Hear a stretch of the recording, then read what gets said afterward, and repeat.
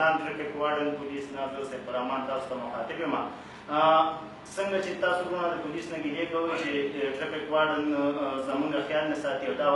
نن موږ ستاسو لپاره دا لږ شانتې لحظې ایستې دي او د انټرټینمنټ لپاره ستاسو د خندولو لپاره ستاسو د خوشحالۍ لپاره ناست یو په خپل دفتر کې او د خپلو کتونکو ته اورېدونکو ته لیدونکو ته دوی ته لږې شانتې د انټرټینمنټ خپله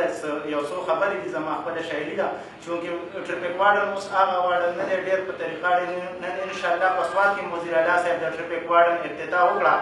او انشاءالله د مردان ټول خلک زموږ نه ښه مطمئن دی دا یو څو خبرې دي زما خپلې هغه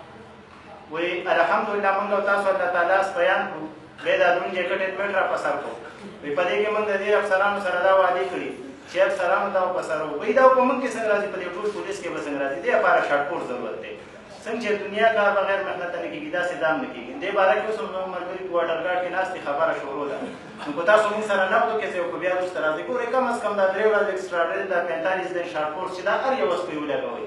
ارادې کوئ نمبر یې دا ورکوئ بل ګورئ ماښام کې دا ګشتونه وځي دا بینک روډ ګشتونه شمسي روډ ګشتونه چې په دې کې حصه واخلئ نو الله پاک به درې ډېر اجر او ثواب درکړي والسلام